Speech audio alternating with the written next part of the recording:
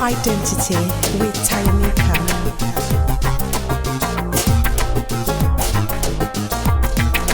Welcome to another episode of Explore Your Identity. Here we have conversations about both negative and positive things that have shaped who we are today. I've got another amazing guest today. My guest today is none other than Gary Millar with an A. Gary, thank you so much for allowing me the pleasure of having this conversation with you. I know you're very busy and you've taken time out of your very busy schedule to be here. Welcome. Tav, thank you so much for inviting me to join you on this podcast to explore my identity, explore your identity. It's always a pleasure, and we're never too busy. Let's just make some time and share what we can. Yes. That hopefully we can learn about ourselves, but actually help others learn about who we are and what made us the person that we are. Exactly. Yeah. So let's start with a little bit of your background, how we got to the Gary that I know and love. Maybe if you give us, in your own words, a bit of your background, wherever you want to start. Well, I have a very, is the word strange maybe a bit too strong? Maybe weird is better. Upbringing, life. So I was born in Leith in Edinburgh, which is, some people say that Leith is a different place, but it's a district, a suburb of Edinburgh. Different, yeah. It's different in that it's old, kind of old fishing, trawling, trading, then a cargo kind of place of docks, of hardy people, very working class. And I was born in what was eventually designated as a slum, a room and kitchen. Now, room and kitchen means one bedroom and another room. And that room was the living room, the kitchen, the place for bathing. So I used to be bathed in a ceramic tin bath on top of the stainless steel sink once a week. And we used to share the water with my other brother. And in those days, no money. We'd eat porridge, sometimes for breakfast, for lunch, and for tea, for dinner at night, because we had no money. So it was quite a difficult background. We cooked on a black grate. The black grate was used as an oven, as a hob, as a way of boiling the kettle and about heating the room. And Mum and Dad slept in that room in an alcove behind a curtain. So that's where my life started. And then it took quite a dramatic turn when I was 3, and I didn't know then, and it actually worked out years later why I kind of wasn't at home anymore. I was in care and didn't like care, was really worried, where's parents, etc.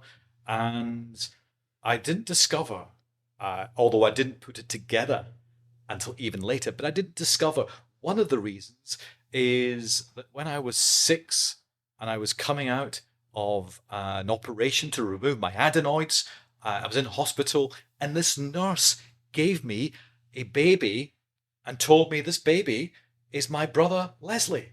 And I had no idea I had a brother Leslie. And I actually said, I don't have a Leslie, because I didn't know how to kind of work out what all this meant. And I was frightened because he looked strange. My mother came in at that point and told off the nurses for introducing me to my new brother, who was 3 years old and 3 years before. And the reason I was in care is he was born into this world disabled, and he thought he was going to die. And then up until the age of 11, I was in and out of official care and what they call kinship care, which is with family, with aunties and cousins and such. And That was until 11 years old. But during my primary school years, 8 different primary schools, 8 or more different homes, and I now have my social work records, my care records that tell me some of the places I'd been, but some were unofficial. And that is, a member of the family took pity on my mum and my dad and took me in. And that was quite difficult for me. And it actually helped me eventually kind of establish my identity. So I wasn't exploring it, but I didn't want it. I didn't want the identity I had. And what I mean by that is, up until the age of 11, and particularly going into new primary schools, I was in the later years bullied for being the new boy that came with tattered rags, hand me down clothing, because there was no money around. And my parents themselves, they had some issues. They had issues because my brother was born the way he was. And I've not told you what he was born with, because at that time we didn't know. We didn't discover until I was 11 going on 12 what was So actually wrong with him. at that time, well, what did they classify it as? Just a disability, or? It was a disability that my family, and in particular my father and my dad, accused my mother of creating his disability. So she actually went through a number of years really suffering from severe mental health issues because she felt guilty. She took that blame on because it was her fault. Was it because of alcohol? Was it because of smoking or whatever? And actually, in the end, it wasn't any of those things. But for the 8 years from when he was born to 8 years later, they didn't know what was wrong with Leslie.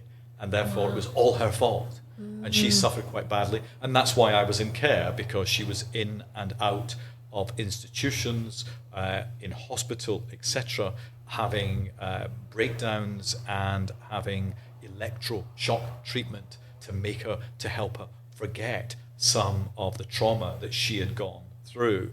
And actually, in the end, wasn't her fault. She wasn't to blame. Take me back there in terms of your relationship with her whilst you're going through all this, and whilst you understand that she has her own issues to deal with.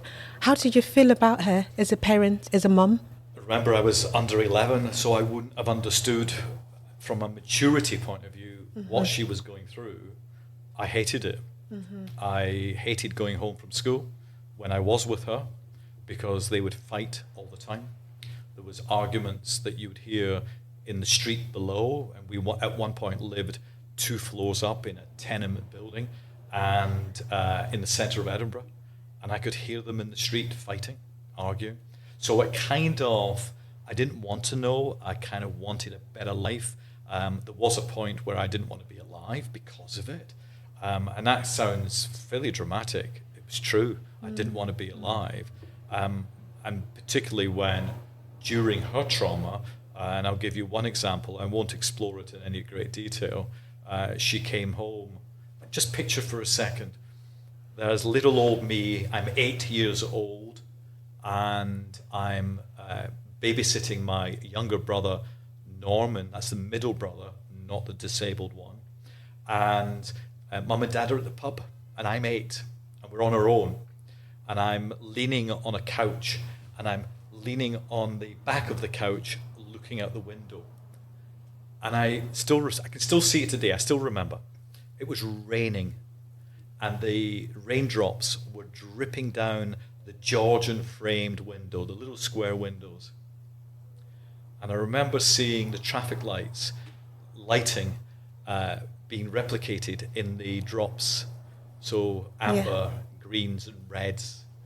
And I'm looking on to what's called Salisbury Crags in Edinburgh, which is where I'm from. And I looked at this beautiful scene, and I'm kind of disappearing off into a relaxing, wonderful, magical world. Then crash, bang, wallop, and the door comes barging open, and it's Mum. And she's drunk. angry with Dad, and she starts shouting and swearing, etc. Dad wasn't there, and she kind of storms over in a direction of a chest of drawers, and she starts rifling through the drawers, and she brings out a Stanley knife, and she's going to kill herself. She's going to commit suicide. And I remember I'm 8, and I'm in this 1 minute surreal, next minute shocked, astonished, and actually really upset moment. Why she's so angry. Is it my fault? Yeah, at Am I that taking age. on the blame and so on? So you're asking about how did I feel? Was it my fault that she was like this? I didn't really get it, and so on. Anyway, I stopped her from committing suicide. I took the Stanley knife off her. She had it next to her wrist. I don't know if it was she was going to follow through with it or not, but she was very close. I can still see her sliding the blade out of a Stanley knife, which is a DIY knife. In America, that'd be called a blade cutter, probably. A box cutter, I should say. And I managed to take the blade off her and hide it. And she then went off drinking vodka and took sleeping pills and prescription drugs and basically fell asleep. And Dad came in about half an hour later, completely oblivious to it, didn't know it happened, didn't ask where she was, and he went off and slept on the couch, and it was never spoken about again. I didn't know what she was going through, except I knew that she was very upset, having serious issues, but didn't know really why and who was at fault. Was it my father? Was it my dad? Was it me? Was it Norman? Was it something else? You can't kind of at that age work those things out until you get to a level where you're kind of at an age where you start to question, where you're an inquiring mind, inquisitive, and that was me later, not earlier. So I didn't know and didn't really want to be around it.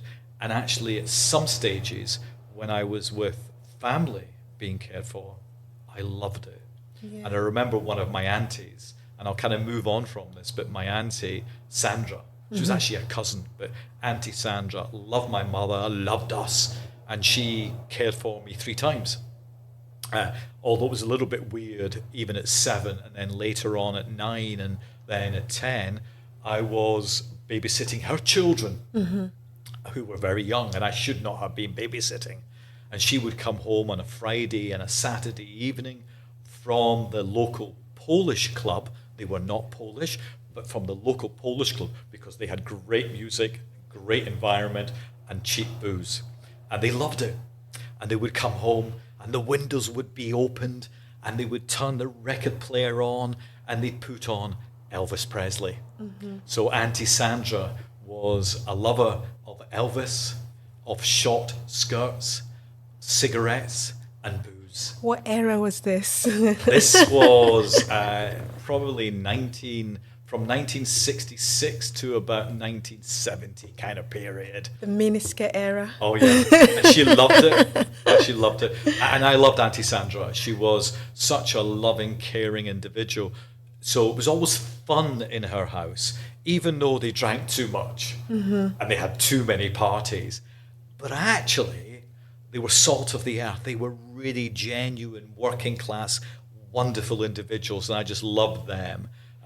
Sadly, Auntie Sandra later died of, sadly, drinking, smoking, and had a heart attack after having a party one night. And that was the saddest thing ever when she left, because she died before her mother.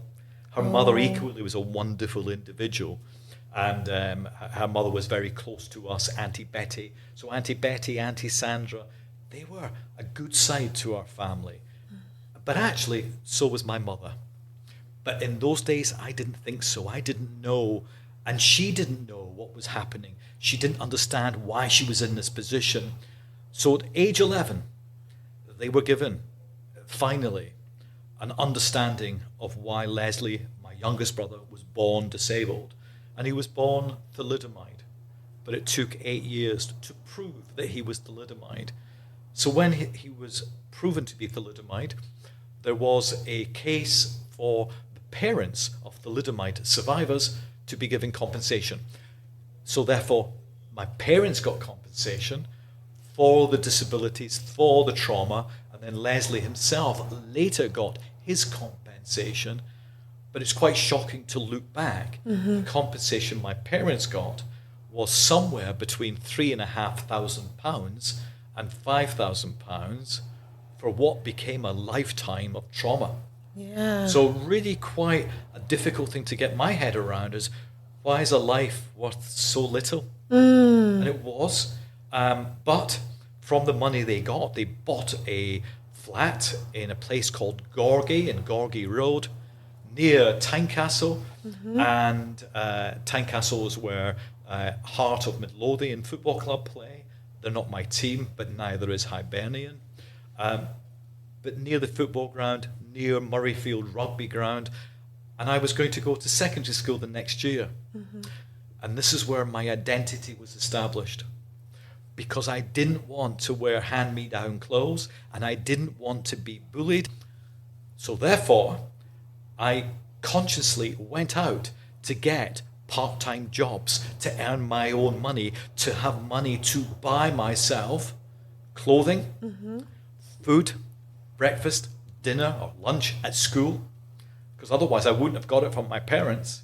So I got a job as a newspaper delivery boy, and I used to run up and downstairs every day for weeks upon weeks, getting very fit, delivering newspapers from a Monday through to a Sunday, and loved it.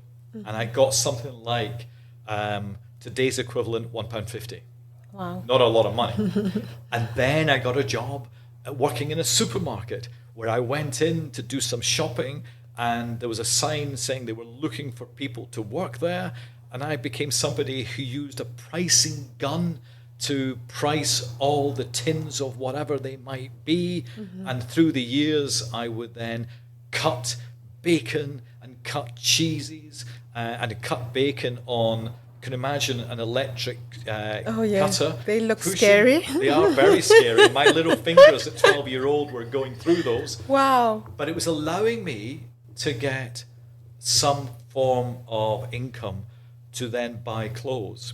So today I am known for Gary, Dapper Gary. Gary's always well dressed, always wears a nice jacket and a waistcoat or an American vest and so on, and normally a tie. And it started then because, one, I didn't want to be bullied anymore, because I was bullied at schools for being a mess, for maybe being smelly, maybe not being one of the people, one of the boys, one of the children, because I was always different. And I hated all of that. And it was all beyond your control, really. Couldn't control any of it. Yeah. What I could control was working. So I got my third job. A lady came into a butcher shop where I'm actually also then using my money to buy food for our dinners. In Scotland we call it our tea, our evening meal.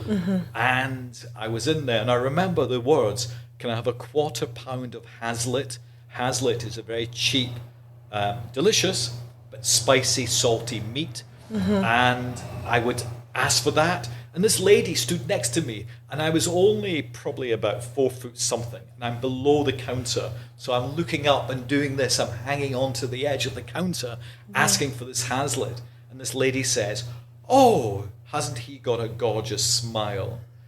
And the butcher said, "That's Gary, but we call him Smiler." So despite all the problems, I was always smiling, and still smile today. It's my natural thing.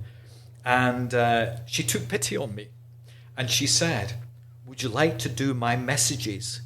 Now in Scotland, that means go for the shopping, go for her errands. And I became her errand boy. And I did that for 4 or 5 years. Sadly, cannot remember her name, which is awful. I should remember, because she was a lifesaver with the money that she also gave me. That's my 3 jobs at age 12, going on to 13.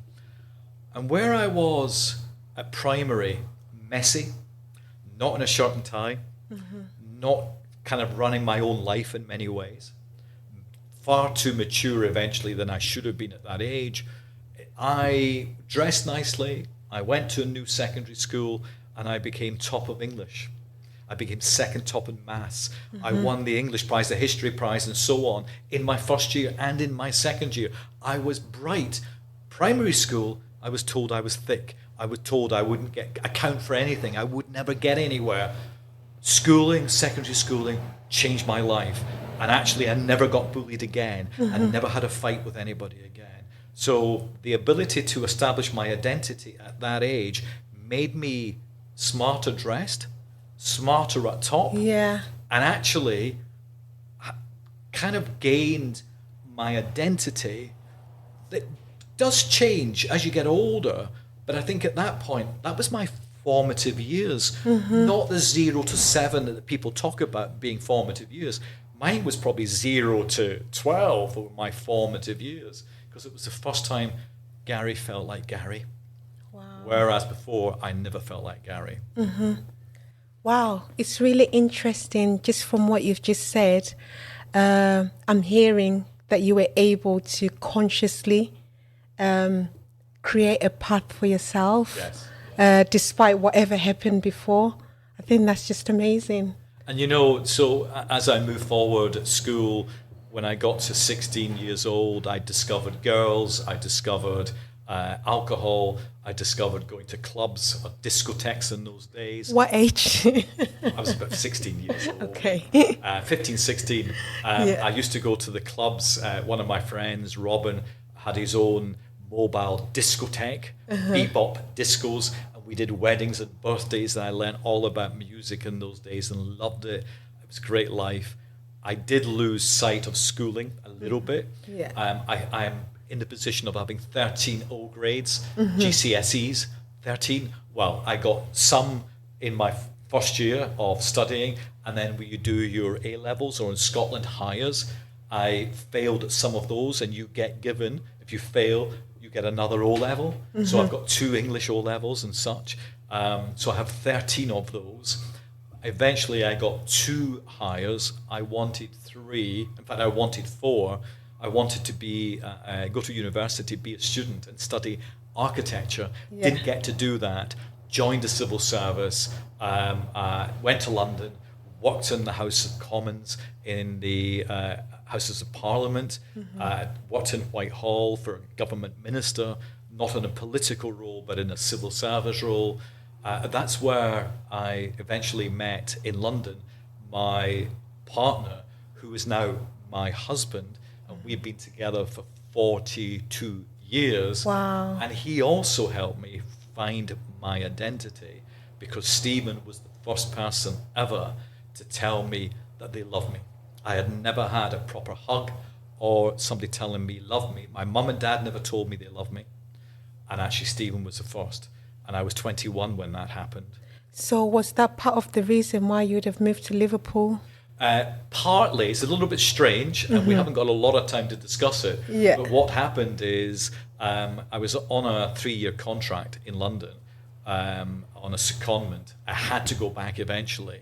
Steve and I got together in London, and I had to go back a few months later. I had to go back to Edinburgh. Stephen was desperate to get a job in Glasgow or Edinburgh to join me. Couldn't. So he phoned me one day in 1981 and said, "I'm coming closer to you. I'm moving to Liverpool." And I said, "Liverpool's not that much closer to Edinburgh." Anyhow, that's what happened. He moved to this wonderful city in the December of 1981. And I was 3 months old. You were 3 months old. Well, Yes. there we are. And I would have said younger. Yeah. So, but I moved here eventually to study at John Moores University and be with Steve. And that was in 1983. And I've loved it ever since. It's been just the best move ever. I studied technology. I discovered I did have a brain. I could graduate. I could go to university. And today I'm an honorary fellow of John Moores University. So I've gone from somebody who was thick at primary school, who wouldn't have passed his 11 plus, to eventually actually work with all 4 of our universities locally, Edge Hill, Hope, John Moores, and the University of Liverpool. Amazing. And I just love the city. So as I've got older, from the age of 11 through to where I am today, Yeah. my identity is ever evolving because I'm learning from people. I'm learning all the time. But my formative years made me a little bit smarter in terms of how I look and actually how I think. But the university and challenges and people have actually made me think in a more empathetic way, a more of a connection point of view. So my emotional intelligence in terms of level is very high. My academic intelligence isn't the highest, but I'm a hard worker, which means when I apply myself, you get 120% and more. It might take me a little bit longer to do things, but if we can all kind of get rid of our baggage, work out what our problems are, which I've been able to do recently by writing my book. As I've explained before, I am writing a book about the traumatic start of my life through to where I am today. Through trauma, there is hope. Yes. And through listening, there is hope. But there's hope in that we can all pay it forward. My mantra is pay it forward. I'm not interested in wealth. I'm not interested in authority. What I am interested in today is there is people like Gary being beaten up, being abused, being affected by trauma at a young age, which explains the way they are today. So currently I'm working with a charity and John Moores University ensuring any care leaver who wishes to go to university, who's got no money and no loved ones, and they think no hope. There is, because I'm paying for their university tuition fees and their expenses together with John Moores University and a very famous person called Yoko Ono, and we are helping those children go into university. So I kind of have established my identity. Yes. But it's taken me a long time. From what you've said so far, I feel like around the age of 21 is when you probably kind of understood your identity. Am I right in saying that? Or was it earlier or was it later? I think if you're looking at it in terms of infancy, primary and secondary, I would say my infancy was 11, 12 and my secondary was 21, and then coming to Liverpool and establishing myself in Liverpool as I've got older and as I've looked older and sounded more mature and more knowledgeable was my third age. Yes. So people do constantly change and evolve. It's your surroundings that do that to you, and the ability to better understand yourself as well. I think I better understand myself today than I did when I was 12. Would you say you are the best version of yourself now? No. Not yet. We can be better. All of us can improve. Wow. Thank you. Right. I just want to move on because I'm conscious of the time. You touched on a little bit about it anyway, about your current path, which involves, tell me a little bit more about your current path. So today I'm semi-retired. I was Lord Mayor of Liverpool. I was a deputy mayor. That was an honorary position. I didn't get paid to be that. I loved it. I loved For how many helping years people. altogether? So altogether, I was elected in 2008 and I retired in 2021. So how many years is that? 13 going on 14 years. And I loved working with the people of Old Swan. Being in politics and being an elected member, people think you must be paid a lot of money and there's a lot of authority. No, it isn't. It's dealing with issues like getting the bins emptied and getting rid of rats and getting the lighting put back on, kind of stuff. Yeah, rubbish on the streets. And rubbish on the streets and potholes. And I would get that every single day. And I actually loved helping with those things, particularly when you can help. Sometimes things are outside of your control. Because I used to get people complaining about hospital appointments being cancelled. The councillor has got nothing to do with hospitals or the NHS or the buses, as an example, or the police, but used to get lambasted for when they made mistakes and it was your fault, Gary. And each councillor does it as a vocation. It's not a job. And they get paid £10,000 a year. And I loved every minute of it. but it got to a point that it was time for me to move on. I was moving on in 2016. I was convinced to stay, but I stayed on until 2021. I am even busier today doing things, even though I'm kind of semi-retired, in that I'm working with the ADHD Foundation. I'm working with the Cornerstones Foundation, which is a care leavers charity that you know well. Yeah. And I'm also a trustee for you are a trustee. for Thank you charity. for being a brilliant trustee. Well, I hope I can make a positive contribution. You are. Yeah. And you know, and this is part of what we all do, is little things and big things, but everything matters. Yes. And you never know where that conversation leads to. And one of the conversations you and I have had was about working with the Hilton in the city centre. Yeah. Well, they helped us raise £20,000 recently, but that was just a little conversation that has led to something fairly wonderful, because it's going to help those individuals go into further and higher education that we were speaking about. And it was a lovely night. And it was a lovely night. Yeah. And your dress was stunning. Oh, if I tell you about my dress, right? Because of that dress, I went out to get a taxi because I had to go and get changed before I drove home, because the dress was just not the right dress to drive home. So anyway, I ended up getting a lift from Mo, who owns us from Signature Bespoke. Yes. And his wife. They gave me a lift back to 7th Street. Wow. Yeah, and their boat was just parked across. You saw it, didn't you? I did, yeah. So that was an interesting night. Wonderful. Yeah. He's a tailor, very good tailor. Very good tailor. Yeah. And you are a very good artist in fashion and design and making clothes. You really are good at it. Oh, thank you. But I mean, so these little things, as I say, all help. And so I'm working with the ADHD Foundation, supporting young people and young adults with neurodiversity. That is autism, ADHD, dyslexia, Tourette's, dyscalculia, and so on, dyscalculia. And I love doing that. But the care leaver side, my brother Leslie was in care until he was 59, until he died. I was in care until 11. I kind of get it. It's my passion. So in my kind of later years, I want to make a change, small and big, to help those that have gone through what I've gone through.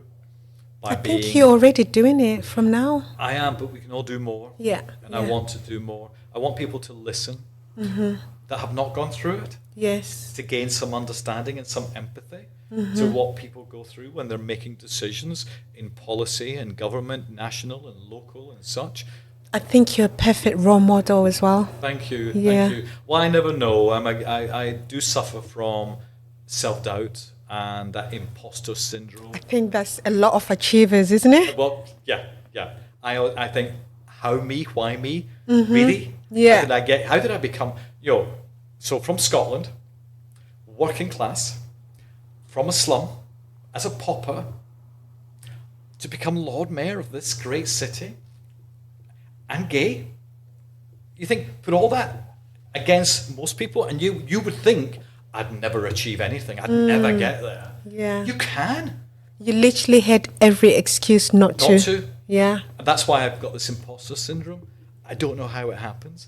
I kind of think that part of it is my natural inclination is I don't talk bad of anybody. I'm always smiling. I'm reasonably, maybe sometimes too much positive. You can't be too positive, but I am incredibly positive.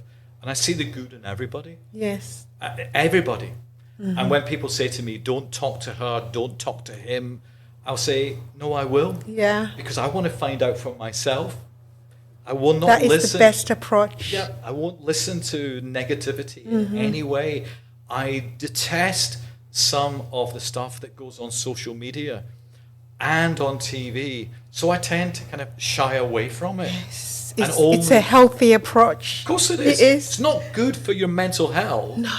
If you have to, I lived in desperately negative circumstances from the age of 3 through to the age of 16, 17, 18. I don't want to go through that again. Why should I? No. So as I got older, I can move away from that. not shy away from it, but it is shy away from it because you're moving away, because actually there's loads of really nice things happening. There's a lot of problems as well, and I wouldn't shy away from that. But use your positivity to change it, to bring people on board, which is why I love the term paying it forward and that mantra, because I really do passionately believe I don't want thanks. I don't want an applause. What I want people to do that I help is to equally go off and help others, but not just one. Try and do 2 or 3. Do good for them. And ask them to go and do good for others. And then there's that ripple effect of a good society being not just created, because there is a good society already there, but a better good society in that collective good. I love that, collective good. We all need collective good. And so I'm also doing today, so ADHD Foundation, Cornerstones Foundation, and I have been running for a number of years a pro bono, a free of charge business clinic. Yes, which I was a beneficiary of, by the way. You were. Yeah. And you recommended somebody to come. You shared a cab with a person quite recently, Chantelle. Oh, yes. Who came to see me. Oh, she did? She did. Oh, good. And we had a wonderful conversation. Oh, brilliant. And basically I sit with now a team of up to 40 volunteers who all kind of think the same way I do in many ways, maybe slightly differently because of their careers. But people come to see us for business guidance, pre-start, new start, growing businesses and high growth businesses who maybe want a connection. They want to ask something about supply chain. Where can they get stuff? About importing, exporting, HR, human resources, about payroll, and about the accounts and marketing and intellectual property. Yeah. So I have sat in front of 25,000 people who are seeking guidance. Do you know what? I must applaud you for what you're doing. And this is based on my own experience. Having been open at 7th Street for probably 18 months now. Before then, I was exclusively self-employed, working from home, then moved from that structure into a limited company. And what I've discovered is that there isn't much help for small businesses out there, which has been a bit of a surprise, because anytime you phone for anything, from a retailer's point of view, they're looking at me as H&M or Asda or one of the big retailers, and you're thinking, no, I'm not that big. Like, where's the help for me? So I think it's amazing what you're doing. Keep going. No, thank you. And it's a team effort. It's not just down to me. I co-founded the Business and Intellectual Property Centre at Central Library. And whilst I was cutting the ribbon, I said to the head of the library, what are we going to be doing here? And he went through, you've got free access to specialist computer software that will help you with your business. You'll attend workshops. There are books, there are magazines, and you can come in and use them anytime you wish, and business support. And I said, who's doing the business support? And he said, the librarians. And I said, what business kind of background have they got? They haven't, he said, but they've been on the training courses. And business support, you can teach, but actually you need to believe it.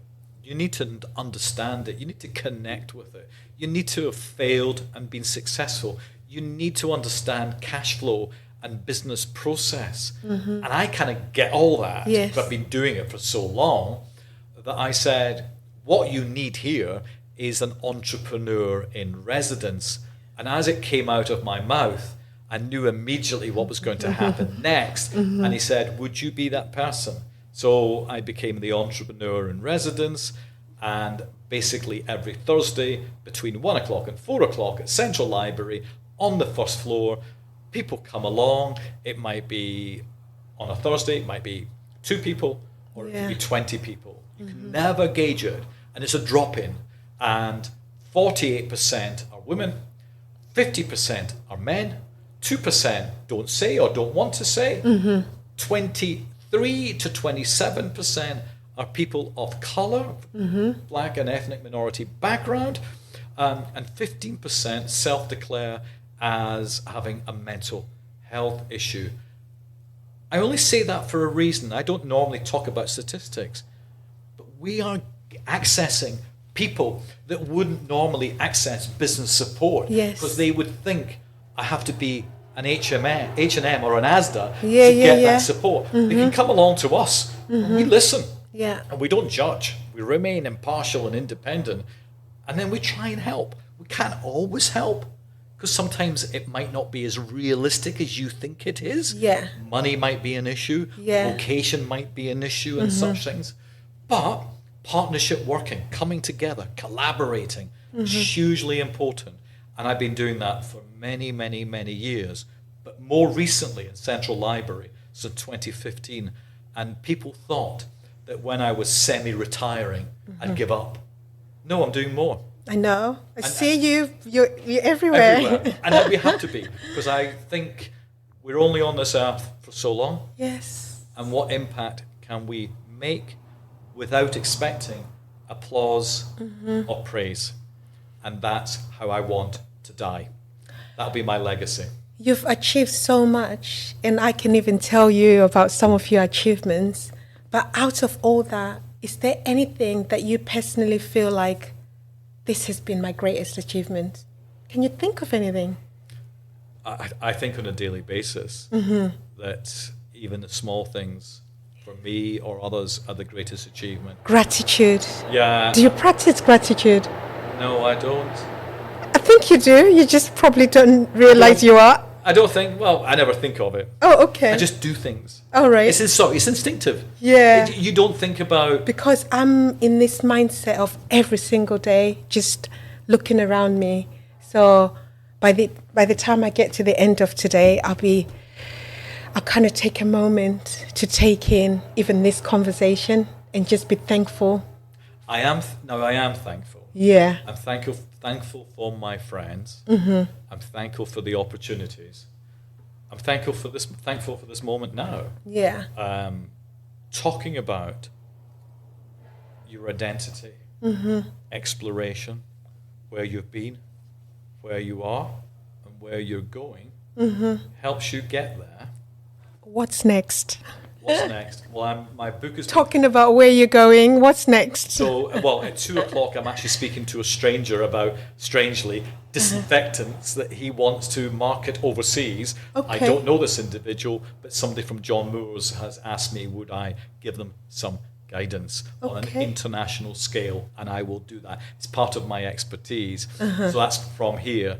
And then I'm off to pick up from, of all places, Hobbs in Castle Street are binding some of my draft copies of my books to give to what they call beta readers, pre-publication, and a proofreader and editor, an official one, to go through my 73,000 words, my 363 pages of a lot of what I've spoken to you today about, of where I've been, where I am, and where I'm going, with a message of hope at the end of it. That's what I'm doing. I'm picking those up, and then they're going off to be distributed to people, including a child psychologist and also a French TV production company who are keen to see what I've written, because one of the actors, very well known, I'm not going to say who, one of the actors is interested in doing something about it. Wow. Just listening to you right now, I'm having other ideas of a different conversation with you. Maybe you should come back another time. I'd be more than happy because to come back. I've just remembered one of the things that you are passionate about is IT and all this other stuff. Oh, of course, fashion. We haven't even got to the fashion. But yeah, AI. I'm really interested in AI and technology and all this. And but that's a whole conversation. Let's have that conversation later. I have my views about artificial intelligence, but I've actually got stronger views about sticking with your intelligence, your emotions, you as an individual, Yeah. not a computer that's been programmed to think on your behalf. Wow. We can't Interesting. lose humanity. We Yeah. can't lose our individuality, that cultural approach that we all Yeah, bring, yeah. that excitement.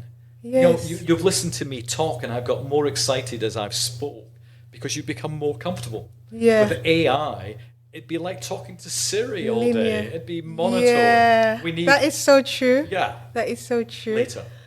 Anyway, we like to end on with a bit of like fun questions. Yes. Usually it's about a handbag, but I didn't see you bring a bag. I don't so have a maybe handbag. I will say, what is an unusual item that you usually have on you? I would say unusual item. Well, I carry my smartphone everywhere. Oh, that's too common. Come on, I know Gary. I'm attached to it too much. I'm known for my fancy cufflinks. Oh, And I okay. have a pair of, they look Chinese, they're not. It's two little red globes clasped in what looks like a gold tiger's claws. And they were, I bought these in Paul Smith in Covent Garden. That sounds fancy, but they're actually refurbished. And for a Oh, period of time, Paul Smith would go around the country. I was going going to say, sorry to interrupt. I remember listening to his talk where he said he used to go on Portobello Yes. Road, and he would get find these items of clothing, recreate them and stuff. And that's what I've got from Paul Smith. Wow. And they're like my lucky cufflinks. I'm not wearing them today. I'm not wearing cufflinks today. I normally do. But so I love wearing cufflinks. Is that something special? No. And do I carry around anything special? Probably not. I kind of don't even have a watch anymore. So the smartphone kind of is in my old days, Filofax, my watch, Yeah. my diary, my life. But it's on the cloud, Yes. being protected. Yes. But it allows me to make notes and this is important. I'm known for responding quite quickly to requests for help and for information. I could only do that with my smartphone. Wow. So it's like an extension of me, and it allows me to kind of spatially project manage the diversity of my life. 'Cause my life is ADHD Foundation, the Cornerstones Foundation, paying it forward with all these business things. I'm president of 2 international associations, chair of one of those. I couldn't manage all of that if it hadn't been for my smartphone. I'm really sorry, but I'm a technologist. Is that a diary? Yes, I'm a paper diary kind of girl. So my New Year Nothing wrong with resolution that. is No. going to be going digital. Because based on what you just said, because I try and learn from every guest, if I get an email, I look at it and it involves me having to put a date down.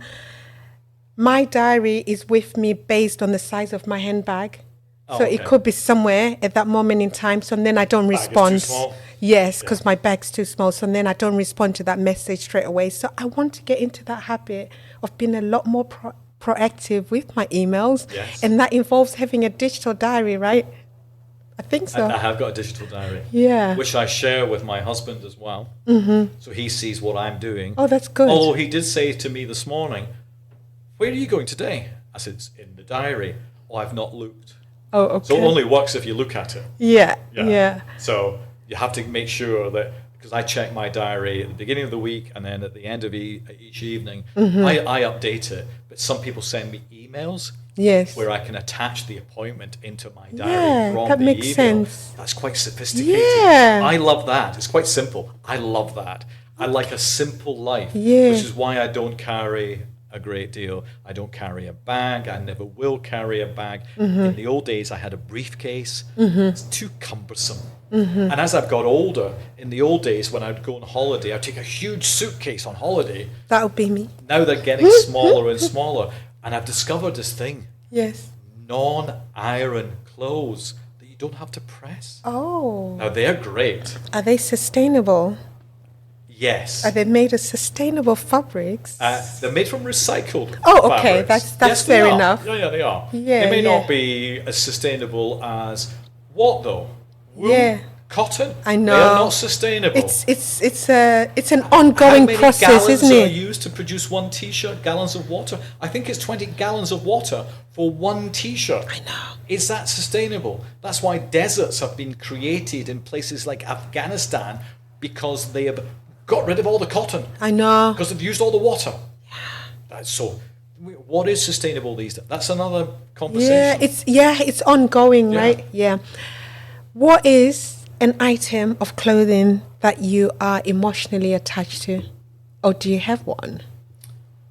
Some of my ties, Mm-hmm. I have a tartan or a plaid tie, which was given to me as a gift, and I'm loath to get rid, even though it might be a few years old. Yeah. I also have a Vivienne Westwood tie, I love Vivienne Westwood. and I just can't get rid of it. In fact, I should, No, don't. but I can't. I've Don't. got to keep it. Don't. So these are little items, and it's interesting. I mean, it's a funny question to ask, actually, because if you look at particularly men, as they get older, do the clothes that they loved when they were younger still fit? Well, my clothes do. Oh, wow. But I'm actually becoming quite good at having clearances, spring clean clearances. You have to do that, because I'll walk past a shop and go, I like that T-shirt, I like Yeah. that shirt, and I'll buy another one. And you think, and I go home and I go, you don't need another shirt, you don't need another tie, you don't need another suit. Yes, I do. I do. Well, you just reminded me of talking about spring cleaning. When I was around 19, I had quite a lot of disposable income, which I spent a lot on like designer clothes. Right, okay. And I would do that, get rid of them during my spring clean. And now I look back and I think, Should've kept. why did I do that? I know. So I in my clothing, go back to the cufflinks. They are my favorite piece of clothing. I know it's an accessory, Yeah, but it but- is something yeah. that makes me feel special when I wear them. They look great, and maybe one of the reasons is I would say every time I wear them, at least one person will say, "I love your cufflinks."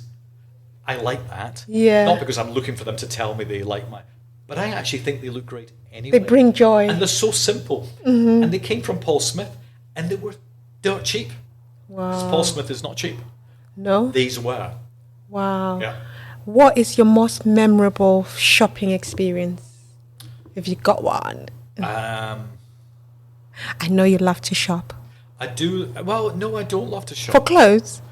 Or you just know what you like? I just know what I like. I Okay. can go into a shop, get something, and walk out within Yeah. 5 minutes. So I don't go browsing. In fact, I'm not a browser. Yeah. I think that's a waste of time. It isn't. A lot of people love doing it. So I'm very purposeful. Yeah. But shopping in Vegas in the Strip is like, wow. Like just big places. Yeah. That's an adventure. Gadget shops. I love going into gadget shops.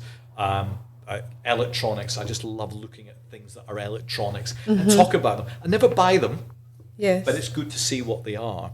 And I love cameras, so I do buy cameras. And you take amazing pictures too. I love my do. photography. Yeah. That's one of my hobbies anyway, and I've won a couple of awards through that. That kind of stirs you on to do more photography. A lot of it through my smartphone. My smartphone again is my camera for the main. Although I do have some very nice cameras. One in particular at the moment. And what would you say has been your worst memorable shopping experience? The worst. Do I even have a worst? I don't think I do. All I know is I don't like food shopping. I don't mind food shopping. You don't mind? That's good. I don't like it. I once said no to going into Safeway in San Francisco, very famous Safeway, because Stephen, my husband, spent 3 hours just looking at milk and bread, because they were all different percentages of something. Oh, okay. That would be my ultimate no. Yeah. Couldn't do that. No, I'll just be sitting in the car reading on my smartphone. Last but not least, have you got a fashion-related question for me, fashion guru? I mean, you're the fashion guru here.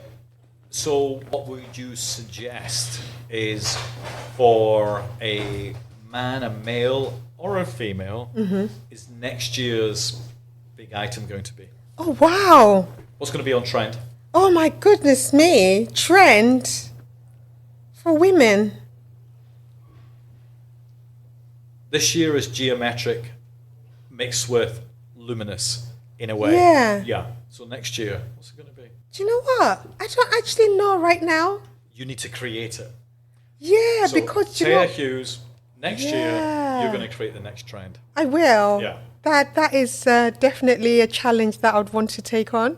Yeah. Yeah. I'll think about that one. I just more wear what I deeply. suit. I wear Yeah. suits that are my size, my shape, and they kind of suit me. So I know what I should dress in. Yeah.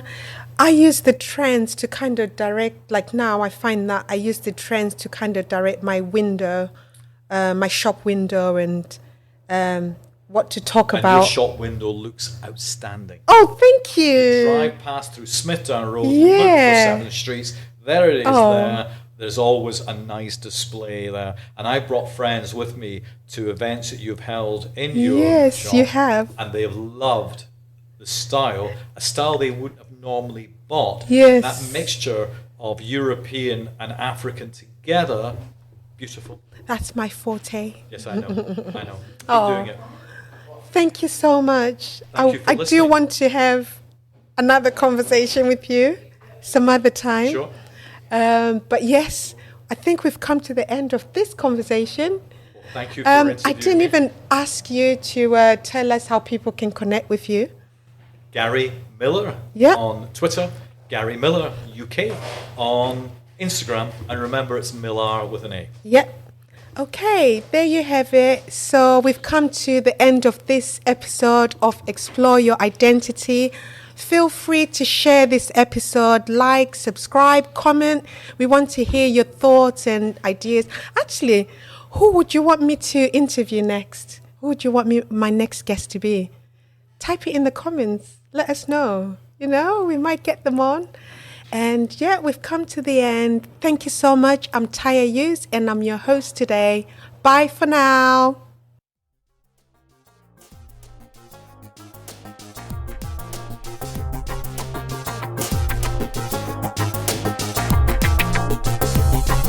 Explore your identity with Taya Hughes.